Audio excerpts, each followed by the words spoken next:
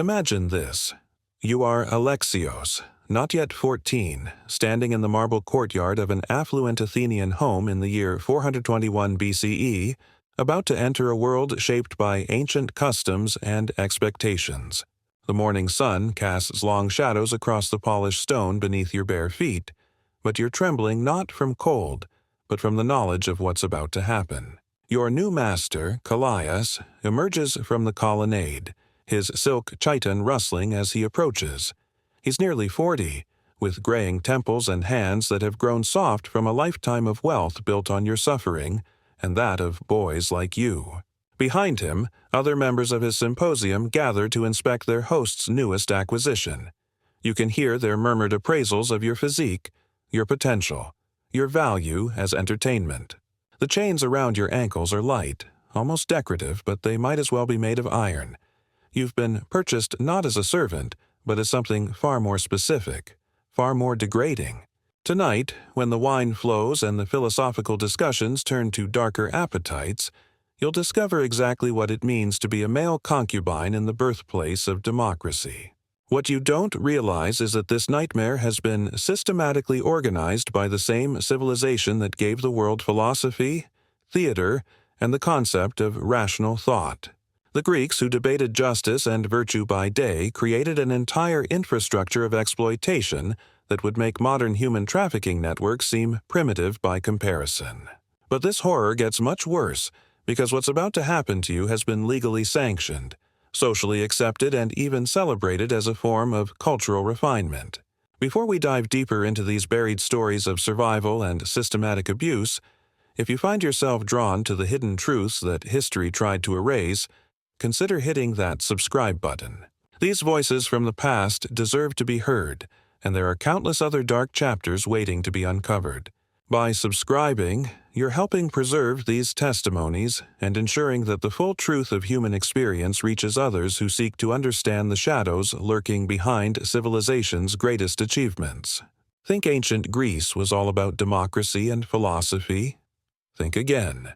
You're about to discover that the same culture that produced Socrates and Plato grounded some of its intellectual legacy in social practices that, by today's standards, would be seen as the institutionalized exploitation of minors, turning human vulnerability into a structured cultural norm.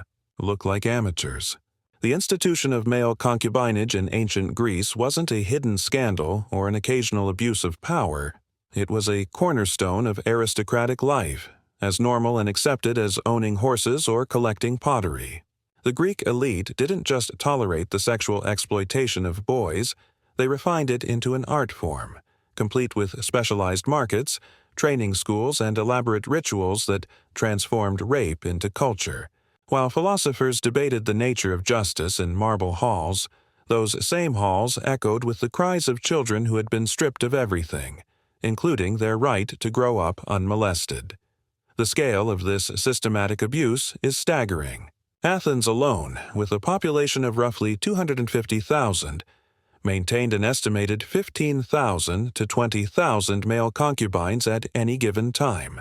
These were not isolated acts of individual misconduct, but part of a broader social and economic system involving the commodification of young boys.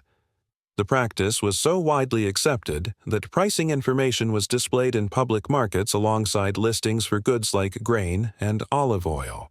The terminology reveals the calculated nature of this exploitation. The Greeks didn't use euphemisms or try to hide what they were doing. Apes referred to a youth kept within a system of intimate service, classified by age and level of instruction.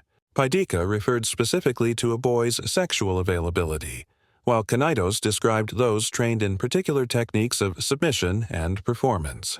This wasn't accidental vocabulary, it was the language of a society that had industrialized child abuse.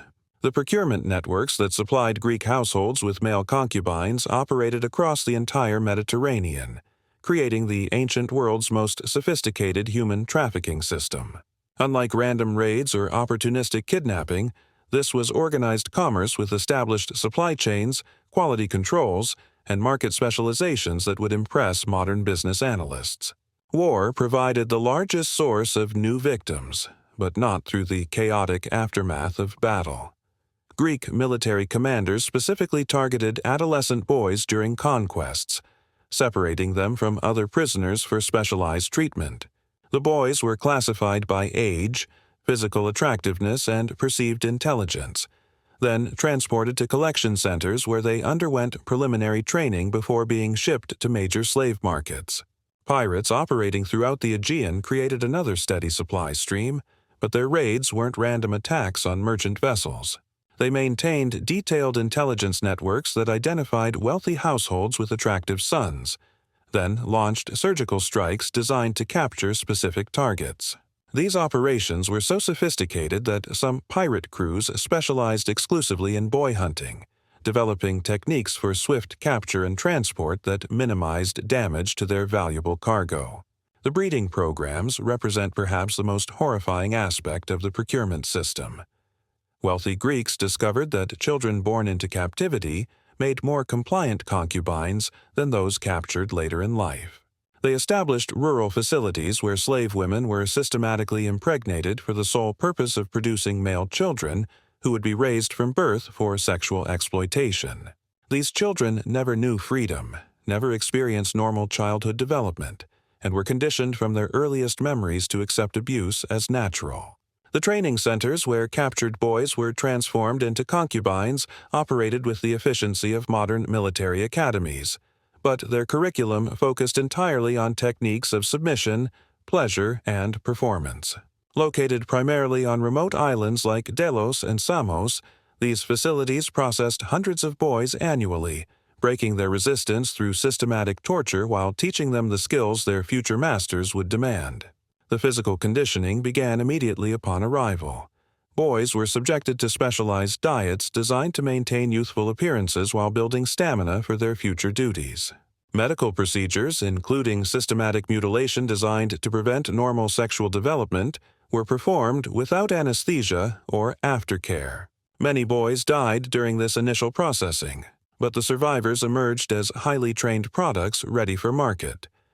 The psychological conditioning was even more brutal than the physical transformation. Boys were isolated from each other to prevent the formation of supportive relationships, then subjected to carefully calibrated cycles of reward and punishment designed to destroy their sense of self-worth.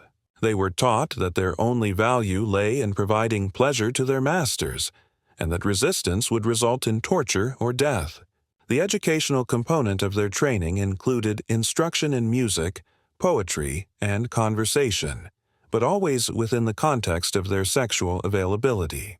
Boys learned to recite verses while performing intimate acts, to maintain philosophical discussions while being abused, and to display cultured refinement that would enhance their masters' reputations for sophisticated taste.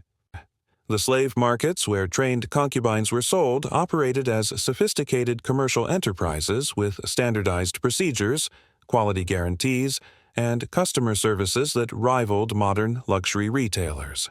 The largest market, located in the Piraeus port of Athens, processed over 1,000 boys monthly during peak season, with specialized sections for different categories of merchandise. The inspection process was thoroughly dehumanizing, treating children like livestock being evaluated for purchase. Potential buyers examined boys' teeth, muscle tone, and physical development with clinical detachment. More invasive examinations tested sexual responsiveness and stamina, with boys required to demonstrate their training while crowds of potential purchasers observed and commented on their performance. Pricing structures reflected the calculated nature of this commerce. Virgin boys commanded premium prices, with costs increasing based on physical beauty, educational accomplishments, and specialized training. Boys trained in particular sexual techniques could cost 5 times more than standard purchases. The most expensive concubines, those with exceptional beauty and advanced cultural education, sold for prices equivalent to luxury houses. The auction procedures treated human beings as entertainment, with auctioneers highlighting each boy's special attributes while encouraging competitive bidding. Boys were required to perform demonstrations of their skills during the auction process, turning their sale into public spectacles of degradation that drew crowds of spectators who came for the entertainment value rather than to make purchases. Purchase agreements included detailed specifications about the boys' capabilities, with buyers able to return merchandise that failed to meet advertised standards. These contracts treated children as defective products that could be exchanged or refunded, creating a customer service industry devoted to facilitating child abuse.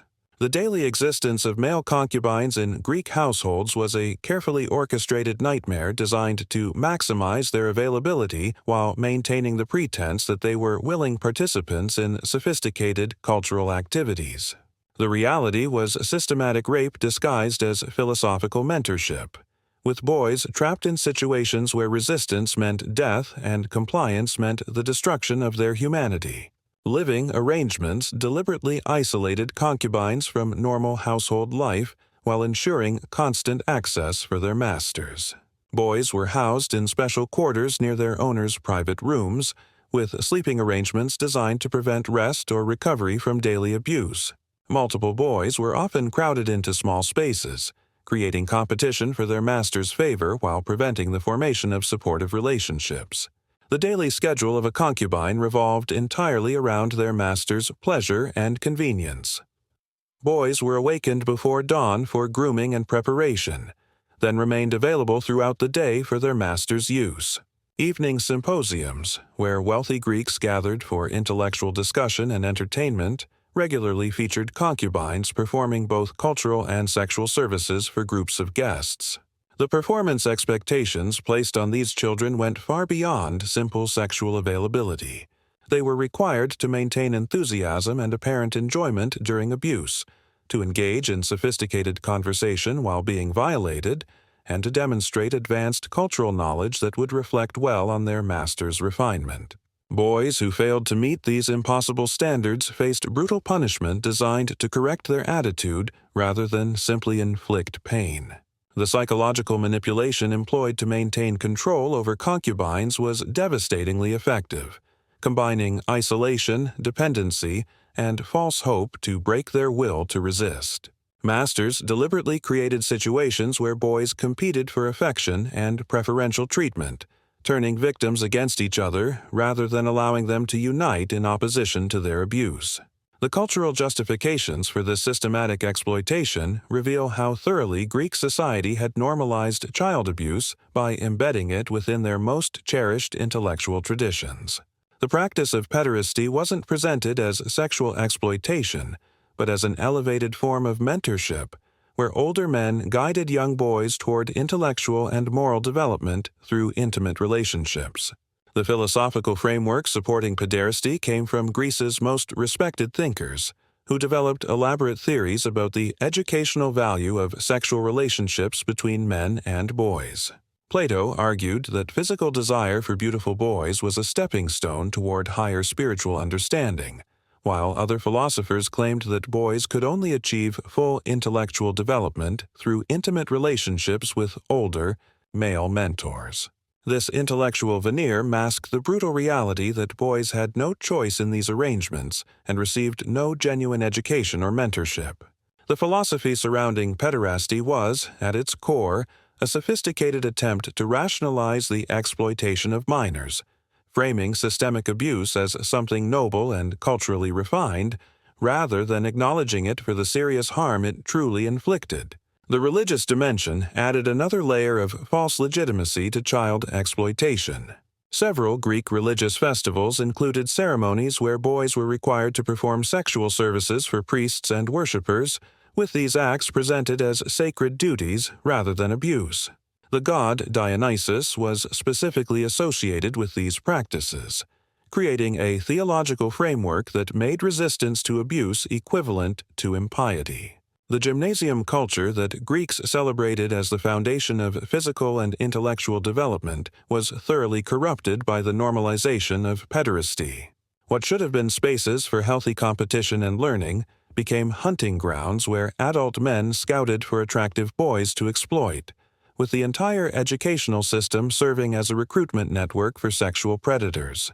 The symposium tradition, where Greek intellectuals gathered for philosophical discussion, regularly included the sexual abuse of concubines as entertainment, between more serious conversations. These gatherings, often praised by historians as the cradle of Western intellectual tradition, were in fact elaborate social rituals, where unequal relationships with youths were masked by the language of culture and refinement. The medical theories developed by Greek physicians to support pederasty reveal how thoroughly the intellectual establishment had been corrupted by the normalization of child abuse. Some ancient medical texts argued that adolescent boys needed intimate relations with older men for healthy physical development, asserting that male seed carried vital properties for growth, and that boys deprived of such attention might suffer developmental harm, develop physical and mental abnormalities. These medical justifications had no basis in actual observation or evidence, but they provided scientific-sounding support for practices that served adult gratification rather than child development. The corruption of medical knowledge to justify abuse represents one of the most disturbing aspects of Greek complicity in systematic exploitation. The legal framework surrounding concubinage ensured that boys had no protection or recourse when abused, while providing masters with complete immunity for even the most extreme cruelty. Greek law treated concubines as property rather than people, with their masters enjoying the same rights over them that they had over livestock or household objects. The murder of a concubine carried the same legal penalty as destroying someone else's property, a fine paid to the owner rather than any punishment for taking a human life. This legal structure created an environment where masters could torture, mutilate, or kill their concubines without facing any meaningful consequences, knowing that the worst outcome would be a financial penalty. Legal contracts for acquiring concubines often contained explicit terms outlining permitted forms of treatment, effectively allowing buyers to assert control over minors in ways that, by modern standards, would be recognized as deeply abusive. These contracts were enforced by the same court system that handled other commercial disputes, normalizing child abuse by treating it as a routine business transaction. The complete absence of legal protections for concubines meant that even the most sympathetic observers had no way to intervene when they witnessed extreme abuse. Boys could be tortured to death in full view of neighbors and community members without anyone having the legal authority to stop the abuse or punish the perpetrator. The economic impact of the concubine trade on Greek society was enormous, creating entire industries devoted to facilitating child exploitation while generating massive profits for those involved in every aspect of the system. The scale of this economy reveals how thoroughly Greek civilization had committed itself to institutionalized child abuse. The breeding facilities alone employed thousands of people in roles ranging from guards and medical personnel to trainers and administrators. These operations generated steady income streams while providing employment for citizens who might otherwise have opposed the system if they weren't financially dependent on its continuation. The transportation networks that moved boys from capture points to training centers and finally to markets created another layer of economic dependency, with entire communities along major trade routes benefiting from the passage of human cargo. Ships, wagons, and port facilities were specifically modified to handle the transport of children, creating specialized infrastructure that served no purpose other than facilitating trafficking. The luxury goods market that developed around concubine ownership included specialized clothing, jewelry, cosmetics, and medical supplies designed specifically for the care and display of enslaved boys. Wealthy Greeks vied to adorn their young companions with the finest accessories, fueling fashion trends centered around luxury items that served to glamorize and normalize relationships marked by stark power imbalances and exploitation. The resistance efforts mounted by concubines themselves, despite the hopeless circumstances they faced, demonstrate the universal human refusal to accept dehumanization without struggle. Boys found ways to maintain their dignity and humanity even in situations designed to destroy both, creating underground networks of support and occasionally managing dramatic escapes that inspired others to keep fighting. The communication systems developed by concubines to share information and coordinate resistance operated entirely through subtle signals and coded language that their masters couldn't detect. Boys developed ways to warn each other about particularly dangerous situations, to share survival strategies, and to maintain emotional connections that their isolation was designed to prevent. Escape attempts, though almost always unsuccessful, occurred regularly throughout the Greek world, with boys willing to risk certain death in the attempt to regain freedom. The few successful escapes were carefully planned operations that sometimes took years to organize, requiring the cooperation of multiple concubines and often assistance from sympathetic outsiders who were horrified by what they witnessed. The psychological warfare employed by concubines against their masters included subtle forms of sabotage and resistance that allowed boys to maintain some sense of agency even in hopeless circumstances.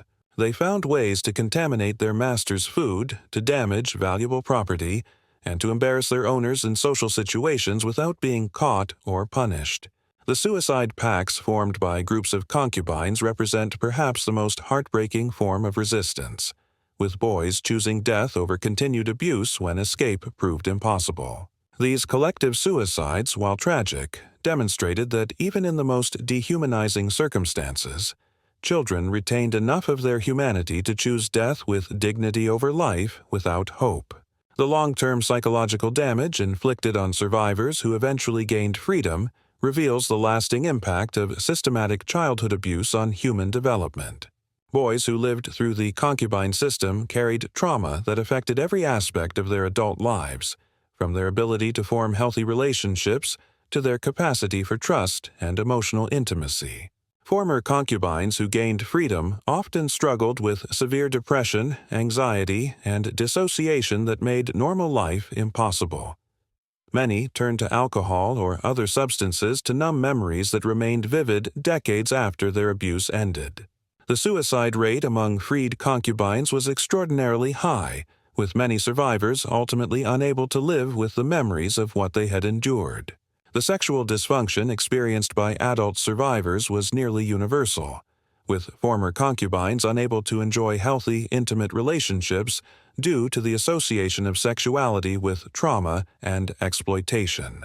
Many remained celibate throughout their adult lives, finding physical intimacy impossible due to flashbacks and panic responses triggered by any sexual contact. The social isolation faced by former concubines made recovery even more difficult, as the stigma attached to their past prevented them from forming normal friendships or finding acceptance in their communities.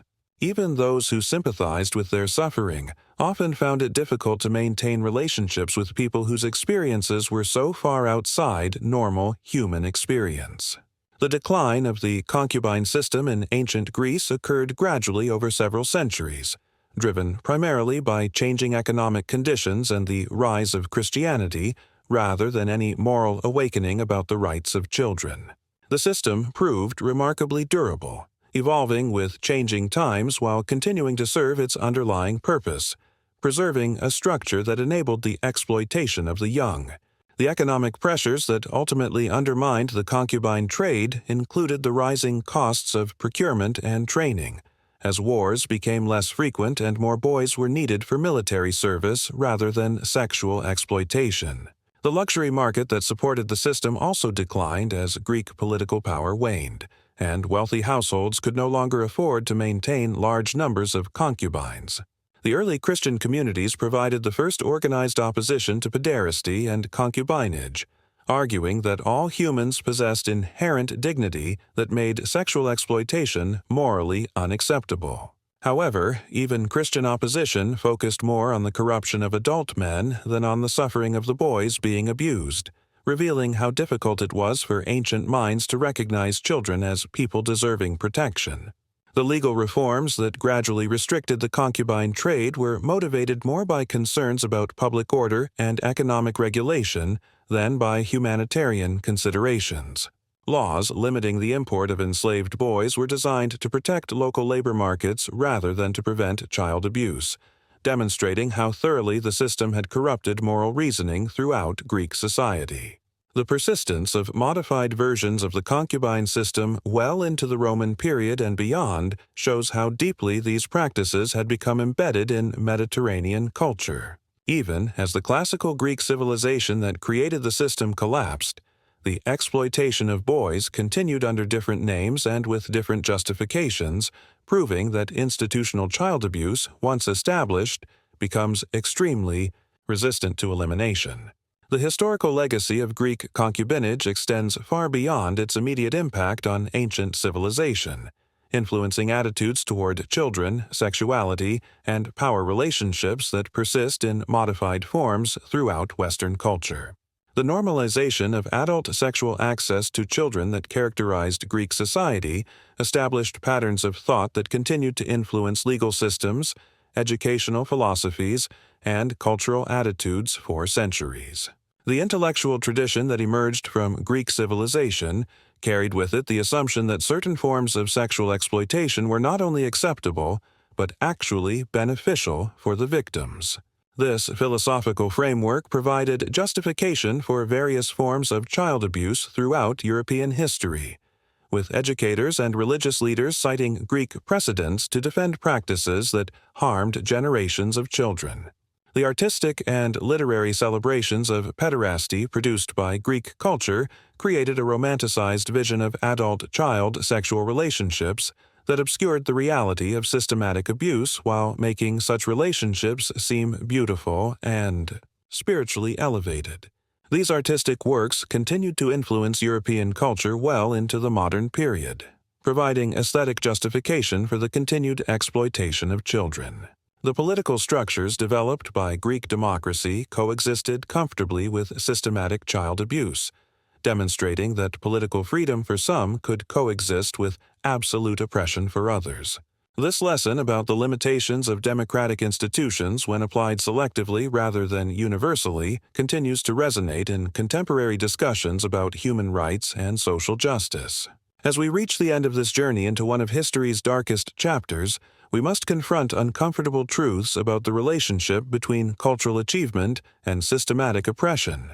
The same Greek civilization that gave the world philosophy, democracy, and theater also maintained a highly organized system of age-structured relationships that, for centuries, enabled the exploitation of minors under the guise of cultural tradition and social acceptance. The boys who suffered in Greek households 2,500 years ago endured trauma that destroyed their capacity for normal human relationships, stole their childhoods, and often ended their lives before they reached adulthood. Their pain echoes across the centuries as a reminder that cultural sophistication and intellectual achievement mean nothing if they coexist with the systematic dehumanization of the vulnerable.